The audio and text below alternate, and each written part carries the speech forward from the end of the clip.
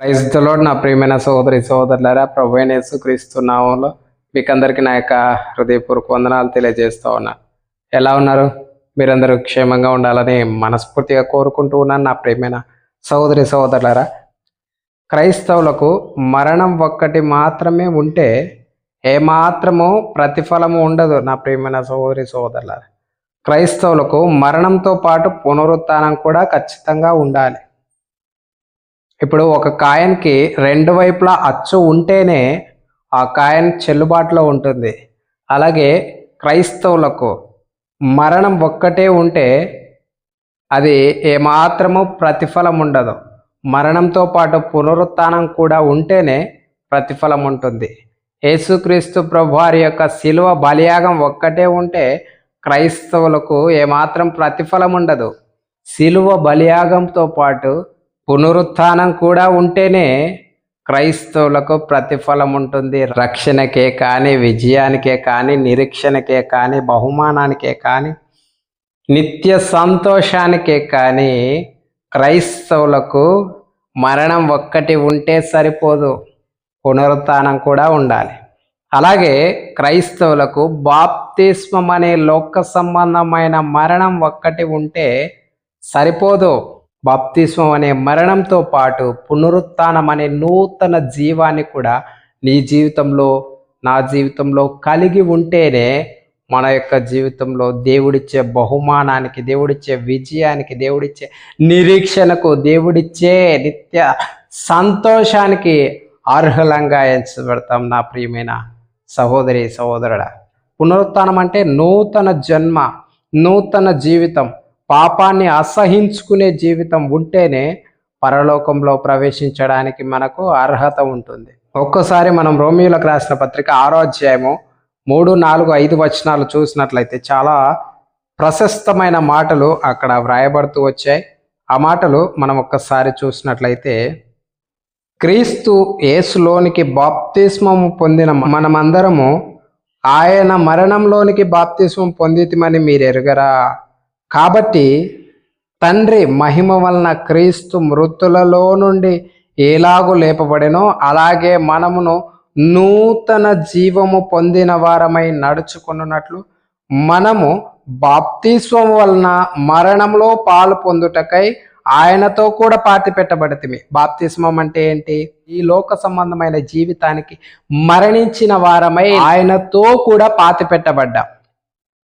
అయితే ఆయన ఎలాగైతే మృతులలో నుండి లేపబడినో అలాగే మనము నూతన జీవమును పొందిన వారమై నడుచుకున్నట్లు. నూతన జీవము అనంటే నూతన జీవితం నీ జీవితంలో ఉండాలి. అదే పునరుత్థానం, అదే క్రైస్తవుని యొక్క పునరుత్థానం.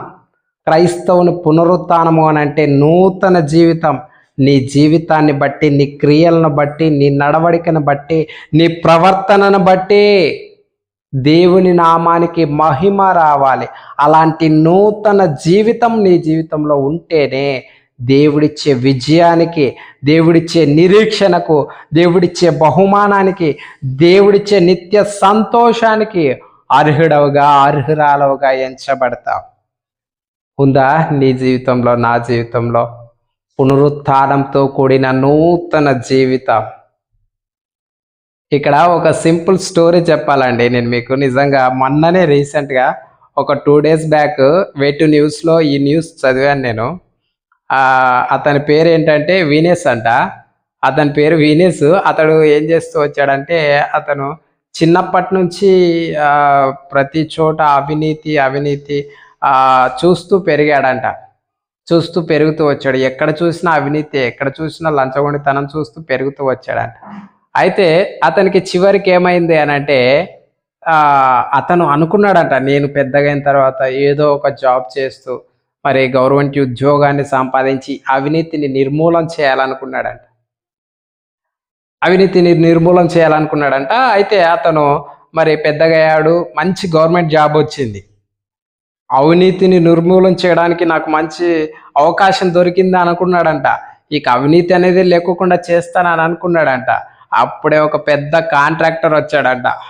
ఒక పెద్ద కాంట్రాక్టర్ వచ్చి, ఈ ప్రాజెక్టు నువ్వు ఓకే చేస్తే నీకు 5,00,000 లంచం ఇస్తానన్నాడంట. 5,00,000 అనేతలకి మనోనికి ఏమైందంటే ఇక ఆ అతనిలో ఉన్న ఉత్సాహం కాస్త పడిపోయింది. ఆ డబ్బు చూసేసరికి, ఆ ఫిగర్ వినేటానికి, ఆ పేరు వినేటానికి. అతను ఇంకా ఊహల్లో విహరిస్తూ ఉన్నాడట. నేను 5,00,000తో ఏం చేస్తానా? ఇలా చేయొచ్చు, ఇలా చేయొచ్చు 5,00,000తో. అక్కడ ఏమవుతూ వచ్చిందంటే పూర్తిగా అతను కూడా అవినీతిమయం అయిపోతూ వచ్చాడు. నిజంగా మన జీవితంలో కూడా మనం ఏమనుకుంటాం? దేవుని నమ్ముకోకముందు, దేవుని నమ్ముకున్న కొత్తలో, ఆత్మీయ యాత్ర ప్రారంభించిన మొదటి దినాల్లో, బాప్తిసం తీసుకోక ముందు, బాప్తిసం తీసుకున్న తర్వాత, నేను దేవుని కోసం ఏమైనా చేస్తాను, పాపాన్ని అసహించుకొని బ్రతుకుతాను, పాపాన్ని పెంటగా ఎంచుకుంటాను, పాపం అంటే నాకు అసహ్యం అని బ్రతుకుతాం కదా. చివరికి ఏమైపోతుందంటే రాను రాను రాజగుర్రం గాడిద అయిపోయినట్టు మన జీవితాలు కూడా అలాగై లోకానుసారంగా జీవించడానికి ఇష్టపడి జీవిస్తూ ఉన్నాం. ఎలా మనకి దేవుడిచ్చే విజయాన్ని పొందుకోవడానికి అర్హులమవుతాం? ఎలా మనం దేవుడిచ్చే విజయాన్ని పొందుకోవడానికి అర్హులమవుతాం? ఎలా దేవుడిచ్చే నిరీక్షణను పొందుకోవడానికి అర్హులమవుతాం? ఎలా దేవుడిచ్చే బహుమానాన్ని పొందుకోవడానికి అర్హులమవుతాం? ఎలా దేవుడిచ్చే నిత్య సంతోషాన్ని అనుభవించడానికి పాత్రలుగా అవుతాం? ఒక్కసారి ఆలోచించండి నా ప్రియమైన సహోదరి సహోదరుడా. ఆ వినేష్ జీవితంలో ఏం జరుగుతూ వచ్చిందో ప్రతి క్రైస్తవుని జీవితంలో అదే జరుగుతూ వచ్చింది. మొదట్లో మనం అనుకుంటాం అవినీతి నిర్మూలన అనుకున్నాడు అతడు, మనం కూడా పాపాన్ని నిర్మూలన చేస్తాం, లోకాన్ని అసహించుకొని బ్రతికేస్తాం అనుకుంటాం కదా. కానీ చివరికి కొన్ని రోజులు గడిచిపోయే కొద్ది చిన్న పాపం ఎంటర్ అవుతుంది. ఆ చిన్న పాపం కాస్త పెద్ద పాపం అవుతుంది. పెద్ద పాపం కాస్త ఆత్మీయ జీవితమే లోకానుసారంగా మారిపోతుంది. అవునా? నీ జీవితం ఎలా ఉంది? ఒక్కసారి ఆలోచించు, నిన్ను నీవు పరీక్షించుకో. దేవుడిచ్చే బహుమానానికి, దేవుడిచ్చే నిరీక్షణకు, దేవుడిచ్చే విజయానికి, దేవుడిచ్చే నిత్య సంతోషానికి నీ జీవితంలో నువ్వు అర్హత కలిగి ఉన్నావా? అర్హత కలిగి లేకోకుండా కూడా నేను క్రైస్తవున్నే, నేను విశ్వాసినే, నేను సేవకున్నే, నేను సంఘ పెద్దనే అని చెప్పుకొని తిరుగుతూ ఉన్నావా? దేవుడిచ్చే విజయానికి, దేవుడిచ్చే నిరీక్షణకు, దేవుడిచ్చే బహుమానానికి, దేవుడిచ్చే నిత్య సంతోషానికి అర్హత లేకపోయినా కూడా నేను కూడా ఒక మంచి ఆత్మీయుణ్ణి, నేను కూడా మంచి క్రైస్తవుని, నేను కూడా మంచి సంఘ పెద్దను, నేను కూడా మంచి దైవ సేవకుని చెప్పుకొని తిరుగుతా ఉంటే లోకంలో మనుషుల మధ్య నువ్వు చలామణి కావచ్చు, కానీ దేవుని సన్నిధిలో, దేవుని సింహాసనం ఎదుట నువ్వు నిలబడినప్పుడు, నీ చరిత్ర అంతా దేవుడు బయట పెట్టినప్పుడు అప్పుడుంటే నీ జీవితంలో ఈ ఈ లోకంలో పొందుకొని ఆ సిగ్గంతా అప్పుడు పొందుకుంటావు. ఒక్కసారి ఆలోచించు నా ప్రియమైన సహోదరి సహోదరుడా. మనలో చాలా మంది క్రైస్తవుల భవిష్యత్తు క్రీస్తు న్యాయపీఠం ఎదుట మనం నిలబడినప్పుడు మన జీవితం ఎలా ఉందో తలుచుకుంటుంటే నవ్వు వస్తుంది నాకు. అది చాలా మంది పెద్ద పెద్ద వాళ్ళ జీవితాలంతా బయటకు వస్తూ ఉన్నప్పుడు వాళ్ళ ఫేసులు చూడాలి అక్కడ ఉన్నప్పుడు కదా. నిజం నా ప్రియమైన సహోదరి సహోదరులారా, అక్కడ ప్రతి ఒక్కరి రహస్య జీవితం అంతా బయటపడినప్పుడు వారి ఫేసులు ఉంటాయి, అత్యద్భుతంగా ఉంటాయి కదా. అలా ఉంటుంది మన క్రైస్తవుల జీవితం. ఒకసారి ఆలోచించండి. అలాంటి పరిస్థితి మన జీవితంలో మనం పొందుకోకుండా జాగ్రత్త పడాలి. లేదంటే మనకు కూడా అదే పరిస్థితి వస్తుంది. ఎవరినో చూసి నవ్వుకోవడం కాదు, మన జీవితం కూడా అలాంటి పరిస్థితి వస్తుంది. దానికి కూడా మనం ఫేస్ చేయాల్సి ఉంటుంది. కాబట్టి దయచేసి జాగ్రత్త కలిగి మన జీవితాన్ని కాపాడుకునే ప్రయత్నం చేయాలి. ఓకేనా? మరి రోమీలకు రాసిన పత్రిక 4వ అధ్యాయం 25వ వచనంలో మనం చూసినట్లయితే, ఆయన మన అపరాధముల నిమిత్తము అప్పగింపబడి మనం చేసిన పాపాల కొరకై, మనం చేసిన దోషముల కొరకై, మనం చేసిన ఎంతో భయంకరమైన క్రియల విషయమై ఆయన అప్పగింపబడి మనము నీతిమంతులముగా తీర్చబడుటకై లేపబడెను. మనం చేసిన పాపాల కొరకై ఆయన అప్పగింపబడి మనల్ని నీతిమంతులుగా చేయడానికి లేపబడుతూ వచ్చాడు. అలాగే మరి 1 కొరింథీయులకు రాసిన పత్రిక 15వ అధ్యాయం 55వ వచనంలో, ఓ మరణమా నీ విజయం ఎక్కడ, ఓ మరణమా నీ ముళ్ళెక్కడ? మరణపు ముళ్ళు పాపము, పాపమునకున్న బలము ధర్మశాస్త్రమే. ఆ యొక్క ధర్మశాస్త్రాన్ని దేవుడు నెరవేర్చి మరి ఆ యొక్క మరణపు ముళ్ళును విరిచివేసి మానవులందరి విమోచన కొరకు ఆయన పునరుత్థానుడిగా చేయబడుతూ వచ్చాడు. మరణాన్ని జయించి మానవులందరికీ విడుదలను కలగజేసి మానవులందరికీ విజయాన్ని ప్రసాదిస్తూ వచ్చాడు. అయితే రెండవదిగా మనం చూసినట్లయితే నా ప్రియమైన సోదరి సోదరులారా, అపోస్తుల కార్యాలు 1వ అధ్యాయం 11వ వచనంలో, గలిలయ మనుష్యులారా మీరెందుకు నిలిచి ఆకాశం వైపు చూస్తున్నారు? మీ యొద్ద నుండి పరలోకమునకు చేర్చుకొనబడిన ఈ యేసే ఏ రీతిగా పరలోకమునకు వెళ్ళుట మీరు చూచితురో ఆ రీతిగానే ఆయన తిరిగి వచ్చునని వారితో చెప్పిరి. ఏం చెప్తా ఉన్నారు? ఈ యేసు ఏ రీతిగా మరి మీ యొద్ద నుండి పరలోకమునకు ఎత్తబడను ఆ రీతిగానే ఆయన తిరిగి మీ యొద్దకు వచ్చును, మిమ్మల్ని తీసుకొని పోవును అని చెప్పి ఇక్కడ స్పష్టంగా దేవుడు నిరీక్షణ గురించి మాట్లాడుతూ ఉన్నాడు. మొట్టమొదటి మనం ఏం చూస్తూ వచ్చాం? మన యొక్క పాపముల నిమిత్తమై, మన యొక్క అపరాధముల నిమిత్తమై, మనము చేసిన ఘోర దుర్మార్గాల విషయమై దేవుడు అప్పగింపబడి మనల్ని నీతిమంతులుగా చేయడానికి మరి ఆయన శిలువ బలియాగం ద్వారా అప్పగించబడి లేపబడుతూ వచ్చాడు. మానవులందరికీ ఒక విజయాన్ని, మరణం పైన విజయాన్ని ప్రసాదిస్తూ వచ్చాడు. మరణాన్ని జయించే ఆ యొక్క విజయాన్ని మానవులందరికీ, తను అంగీకరించిన వారందరికీ దేవుడు ప్రసాదిస్తూ వచ్చాడు. అలాగే మరలా రెండవదిగా మనం చూసినట్లయితే నిరీక్షణనిస్తూ ఉన్నాడు. రెండవదిగా దేవుడు మనకు నిరీక్షణనిస్తూ ఉన్నాడు. గలిలయ మనుషులారా మీరెందుకు నిలిచి ఆకాశం వైపు చూచుచూ ఉన్నారు? మీ యుద్ధం నుండి పరలోకమునకు చేర్చుకొనబడిన ఈ యేసు ఏ రీతిగా పరలోకమునకు వెళ్ళుట మీరు చూచుతురో ఆ రీతిగానే ఆయన తిరిగి వచ్చునని వారితో చెప్పిరి. ఆయన ఏ రీతిగా పరలోకానికి పోయాడో అదే రీతిగానే భూమి మీదకి వచ్చి మరలా మనల్ని తీసుకొని పోతాడని చెప్పి మరి అక్కడ చెప్పడం జరుగుతూ వచ్చింది. అలాగే 1 తెస్సలోనికలకు రాసిన పత్రిక 4వ అధ్యాయం 17వ వచనంలో, సహోదరులారా నిరీక్షణ లేని ఇతరుల వలె మీరు దుఃఖపడకుండు నిమిత్తము నిద్రించుచున్న వారిని గురించి మీకు తెలియకుండుట మాకిష్టము లేదు. నిరీక్షణ లేని వారి వలె మీరు ఇతరుల వలె దుఃఖించకండి. క్రైస్తవుల విశ్వాసులు ఎవరైనా చనిపోతూ ఉన్నా, నిద్రిస్తూ ఉన్నా వారందరి గురించి మీరు దుఃఖపడాల్సిన, బాధపడాల్సిన అవసరం లేదు, మీకు నిరీక్షణ ఉంది అని చెప్పి దేవుని యొక్క వాక్యం ఎంతో స్పష్టంగా ఉంది. దేవుడు మనకు నిరీక్షణను ప్రసాదిస్తూ వచ్చాడు. అలాగే 14వ వచనంలో కూడా, యేసు మృతి పొంది తిరిగి లేచినని మనము నమ్మిన ఎడల అదే ప్రకారం యేసునందు నిద్రించి వారందరినీ దేవుడు ఆయనతో కూడా వెంట పెట్టుకొని వచ్చును. ఆయన వస్తాడు ఖచ్చితంగా. ఇప్పుడు ఎవరెవరైతే నిద్రిస్తూ ఉన్నారో, ఎప్పుడెప్పుడు ఎవరెవరైతే ఈ శరీరాన్ని విడిచిపెట్టి వెళ్ళిపోతూ ఉన్నారో దేవుని దగ్గరికి, వారందరినీ తీసుకొని ఒక దినాన ఖచ్చితంగా వస్తాడనే నిరీక్షణ క్రైస్తవులందరికీ దేవుడు ఇస్తూ వచ్చాడు. మొట్టమొదటిది దేవుడు మనకు విజయాన్ని ఇస్తూ వచ్చాడు మరణం పైన. రెండవది మనకు నిరీక్షణ ఇస్తాడు, తిరిగి ఆయన మన దగ్గరికి వస్తాడని. మూడవదిగా మనం చూసినట్లయితే నా ప్రియమైన సహోదరి సహోదరులారా, దేవుడు ప్రతి విశ్వాసికి ఒక బహుమానాన్ని సిద్ధపరుస్తూ వచ్చాడు. మూడవదిగా ఏంటి? బహుమానాన్ని దేవుడు ప్రతి విశ్వాసికి ఇవ్వబోతూ ఉన్నాడు. మొదటిది విజయము, రెండవది నిరీక్షణ, మూడవది దేవుడు బహుమానం ఇవ్వబోతూ ఉన్నాడు.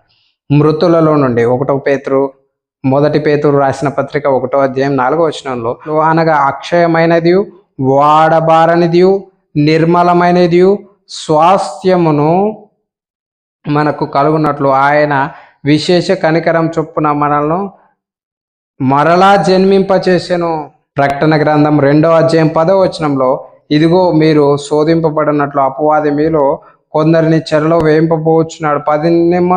10 దినములు శ్రమ కలుగును, మరణం వరకు నమ్మకంగా ఉండుము, నేను నీకు జీవ కిరీటాన్ని ఇచ్చేదను. మనము 1 పేతురు రాసిన పత్రిక 1వ అధ్యాయం 4వ వచనంలో, ప్రకటన గ్రంథం 2వ అధ్యాయం 10వ వచనంలో మనం చూసినట్లయితే, మొదట అక్షయమైనది, నిర్మలమైనది, వాడబారని కిరీటాన్ని, ఆ బహుమానాన్ని దేవుని విశ్వసించి దేవుని నమ్ముకున్న ప్రతి ఒక్క విశ్వాసికి అక్షయమైన, వాడబారని, మరి నిర్మలమైన కిరీటాన్ని ఇవ్వబోతూ ఉన్నాడు. అలాగే రెండవదిగా జీవ కిరీటాన్ని ఇవ్వబోతూ ఉన్నాడు. ఈ రెండు బహుమానాలు దేవుడు మనకు ఇవ్వడానికి సిద్ధపరిచి ఉన్న బహుమానాలుగా చూస్తూ ఉన్నాం. అయితే నాలుగవదిగా మనం చూసినట్లయితే నా ప్రియమైన సోదరి సోదరులారా, నాలుగవదిగా నిత్య సంతోషం. అక్కడ ఎలాంటి దుఃఖము ఉండదు, ఎలాంటి బాధన ఉండదు, ఎలాంటి ఇబ్బంది ఉండదు, ఎలాంటి అనారోగ్యము ఉండదు. ఇక్కడ ఎంత అనారోగ్యంతో బాధపడుతూ ఉంటామో, ఇక్కడ డబ్బు లేక, తిండి లేక, ఫ్యామిలీలో సమస్యలు, కుటుంబంలో ఇబ్బందులు, కదా, ఎన్నో సమస్యలతో ఇబ్బంది పడుతూ ఉంటాం. తినడానికి కూడా సంపాదించుకోవడానికి కష్టపడాల్సి వస్తుంది. కానీ అక్కడ ఇవేమీ లేవు. నిత్య సంతోషం, ఎప్పుడు సంతోషంగా ఉండే ఆ భాగ్యాన్ని, ఆ ధన్యతను దేవుడు మనకు ప్రసాదిస్తూ వచ్చాడు. దేవుని యొక్క వాక్యంలో నుండి కొన్ని సందర్భాలను మనం చూసినట్లయితే, మొట్టమొదటిది ప్రకటన గ్రంథం 21వ అధ్యాయము 3వ వచనంలో మనం చూసినట్లయితే, అప్పుడు ఇదిగో దేవుని నివాసం మనుషులతో కూడా ఉన్నది, ఆయన వారితో కాపురముండును, వారాయన ప్రజలై ఉందురు, దేవుడు తానే వారికి దేవుడై ఉండి వారికి తోడై ఉండును. దేవుడు మనకు తోడుగా ఉంటే, దేవుడే మనతో ఉంటే ఇక మనకి ఇబ్బంది ఏంటండి? నిత్య సంతోషమే కదా. ఇక్కడ దేవుడు మనకు తోడు లేకపోయినా దేవుని యొక్క ఆత్మ మనకు తోడుగా ఉందని చాలా హ్యాపీగా ఉన్నాం. అక్కడ దేవుడే తోడుగా ఉంటానంటూ ఉన్నాడు. దేవుడే మనకు తోడుగా ఉన్నప్పుడు ప్రకటన గ్రంథం 21:3 ప్రకారము ఆయన వారితో ఉండునని చెప్తూ ఉన్నప్పుడు మనకి ఇంత సంతోషంగా ఉంటుందా? మనకి ఏమైనా ఇబ్బంది ఉంటుందా? మనకి ఏమైనా కష్టం ఉంటుందా? మనకేమైనా అనారోగ్య సమస్య ఉంటుందా? దేవుడే మనతో ఉన్నప్పుడు అక్కడ నిత్య సంతోషం, ఎప్పుడు మనం సంతోషంగానే ఉండేటట్లు దేవుడు అక్కడ నిత్య సంతోషాన్ని మనకు అనుగ్రహిస్తూ ఉన్నాడు. ఇంకా మనము ప్రకటన గ్రంథం 21వ అధ్యాయం 4వ వచనంలో కూడా చూసినప్పుడు ఆయన ఏం మాట్లాడుతూ ఉన్నాడండి చూడండి. ఎంత అసలు ఈ మాట చదువుతూ ఉన్నప్పుడు ప్రతి ఒక్క విశ్వాసికి నిజంగా ఎంతో సంతోషం అనిపిస్తుంది. ఈ శరీరాన్ని ఎప్పుడెప్పుడు విడిచిపెడతామా, దేవుని దగ్గరికి ఎప్పుడెప్పుడు వెళ్ళిపోతామా, అక్కడ నిత్య సంతోషాన్ని ఎప్పుడెప్పుడు పొందుకుంటామా అన్నంత సంతోషంతో వారు ఈ మాటను చదువుతూ ఉంటారు. ఇక్కడ ఈ మాటను చదువుతామండి. ఆయన వారి కన్నుల ప్రతి బాష్ప బిందువును తుడిచివేయును. ఇక్కడ మనం బాధపడుతుంటే ఎవరైనా అసలు మనల్ని ఓదార్చడానికి కూడా రారు కదా. నిజంగా నా ప్రియమైన సోదరి సోదరుల, మనం బాధపడుతుంటే మనల్ని ఓదార్చే వాళ్ళు లేకపోగా మనం బాధపడుతుంటే అవతల నుంచి వెక్కిలి చేష్టలు చేస్తూ మనల్ని ఇంకా పొడుస్తూ ఉంటారు, సుదులతో గుచ్చుతా ఉంటారు. బాగా కలగాలి వానికి, బాగా జరగాలి వానికి ఇట్టనే కావాలి అనుకుంటూ ఉంటారు కదా. కానీ దేవుడు ఏమంటూ ఉన్నాడు ఇక్కడ ప్రకటన గ్రంథం 21వ అధ్యాయం 4వ వచనం, ఆయన వారి కన్నుల ప్రతి బాష్ప బిందువును తుడిచివేస్తూ, మన తల్లి లెక్క, మన తండ్రిలాగా మన కంట్లో వచ్చే నీటినంతటిని తుడిచివేస్తానని చెప్తా ఉంటాడు. మరణం ఇక ఉండదు. ఇక మరణం అనేది ఉండదు. ఈ శరీరంలో ఉంటే ఎప్పుడెప్పుడు చచ్చిపోతామబ్బా, నిజంగా ఈ రోజు వస్తుందేమో, రేపు వస్తుందేమో, చచ్చిపోతామేమో అని భయపడుతున్నాడు. అక్కడ మరణం అనేది ఉండదు అని అంట. తర్వాత దుఃఖమైనను, ఏడ్పైనను, వేదనైనను ఇక ఉండదు. ఇంకా దుఃఖం ఉండదు, వేదన ఉండదు, అక్కడ తినడానికి కష్టపడడానికి సమస్య ఉంటాయి కదా. జీవవృక్ష ఫలాలు వస్తున్నాయి, తింటా ఉన్నాం హాయిగా, జీవవృక్ష ఫలాలు తింటా ఉన్నాము, జీవనది నీరు తాగుతా ఉన్నావా, నేనిచ్చు నీరు తాగువాడు ఇక ఎప్పుడునూ కూడా దప్పికొనడు అంటాడు యోహాను సువార్తలో దేవుడు కదా. అంటే జీవ జలం తాగుతా ఉన్నాం, జీవవృక్ష ఫలాలు తింటా ఉన్నాం, ఇక మనకేం పని కదా. ఏడుపైన, దుఃఖైనా, వేదనైనా ఉండదు. ఇక వేదన పడడానికి ఏముంది చెప్పు? కష్టపడి పని చేసే పని ఉందా? లేకపోతే ఫ్యామిలీని పోషించాలి, సంపాదించాలనే అవసరం లేదు కదా. తర్వాత ఇక ఉండదు. మొదటి సంగతులు గతించిపోయానని సింహాసనం నుండి వచ్చిన ఒక గొప్ప స్వరం చెప్పుట నేను వింటిని. చూశారు కదా నా ప్రియమైన సహోదరి సహోదరులారా, నిజంగా అక్కడ దుఃఖం ఉండదు, బాధ ఉండదు, వేదన ఉండదు, ఏది కూడా అక్కడ నిత్య సంతోషం మనకు ఉంటుంది. అలాంటి నిత్య సంతోషాన్ని నువ్వు పొందుకోవాలి అని అంటే మరణం ఒక్కటి మాత్రమే నీ జీవితంలో ఉంటే సరిపోదు. పునరుత్థానం కూడా నీ జీవితంలో కలిగి ఉండాలి. పునరుత్థానం అంటే నూతన జీవం, నూతన జీవితం నీ జీవితంలో నువ్వు కలిగి ఉంటే, పాపాన్ని అసహించుకునే జీవితం నీ జీవితంలో కలిగి ఉంటే, ఇతరులకు దేవుని చూపిన ప్రేమను ఇతరులకు నువ్వు చూపించే జీవితాన్ని నువ్వు కలిగి ఉంటే, ప్రేమ, దయ, జాలి, కరుణ ఇలాంటి క్రీస్తు స్వారూప్యంలోనికి మార్చబడిన జీవితం, నూతన జీవితం నీ జీవితంలో కలిగి ఉంటే నిత్య సంతోషాన్ని పొందుకోవడానికి అర్హుడవుగా ఎంచబడతావు, అర్హురాలవుగా ఎంచబడతావు. అలాగే మరలా మరి విజయాన్ని, దేవుడిచ్చే విజయాన్ని పొందుకోవాలన్నా నీ జీవితంలో నూతన జీవితం ఉండాలి. దేవుడిచ్చే బహుమానాన్ని పొందుకోవాలన్నా నీ జీవితంలో నూతన జీవితాన్ని కలిగి ఉన్న అనుభవం నీ జీవితంలో ఉండాలి. అలాగే దేవుడిచ్చే నిరీక్షణను పొందుకోవాలన్నా నీ జీవితంలో నూతన జన్మకు సంబంధించిన అనుభవం నీ జీవితంలో ఉండాలి. నిత్య సంతోషాన్ని అనుభవించాలన్నా కూడా నీ జీవితంలో నూతన జన్మకు సంబంధించిన అనుభవం నీలో ఉండాలి. ఆ ప్రియమైన సహోదరి సహోదరులారా, ఇప్పుడే ఈ క్షణమే మీ జీవితంలో ఆలోచించండి. మీ యొక్క జీవితాల్లో విజయాన్ని పొందుకోవడానికి, దేవుడిచ్చే విజయాన్ని పొందుకోవడానికి అర్హత ఉందా? దేవుడిచ్చే నిరీక్షణ పొందుకోవడానికి అర్హత ఉందా? దేవుడిచ్చే బహుమానాన్ని పొందుకోవడానికి అర్హత ఉందా? దేవుడిచ్చే నిత్య సంతోషాన్ని అనుభవించడానికి అర్హత ఉందా లేదా? ఒక్కసారి ఆలోచించండి. ఇంకా ఆ వినేస్ వల్లే మీ యొక్క జీవితంలో మొట్టమొదట బాప్తిసం తీసుకున్నప్పుడు, దేవునిలోనికి వచ్చినప్పుడు పాపాన్ని అసహించుకొని జీవిస్తాము అని చెప్పి తీర్మానం చేసుకొని చివరికి లోకమే, పాపమే జీవితంగా మార్చుకొని జీవిస్తూ ఉన్నారా? లోకానికి, పాపానికి లోబడిపోయి జీవిస్తూ ఉన్నారా? ఒక్కసారి ఆలోచించండి. మిమ్మల్ని, మీ జీవితాలను ఈ క్షణం, ఈ సమయంలో పరీక్షించుకొని సరిచేసుకొని ఆ దేవుడిచ్చే నిత్య సంతోషానికి, దేవుడిచ్చే బహుమానానికి, దేవుడిచ్చే విజయానికి, దేవుడిచ్చే నిరీక్షణకు పాత్రులుగా చేసుకోవాలని చెప్పి ప్రేమపూర్వకంగా నేను మిమ్మల్ని కోరుకుంటూ సెలవు తీసుకుంటా ఉన్నాను. Praise the lord.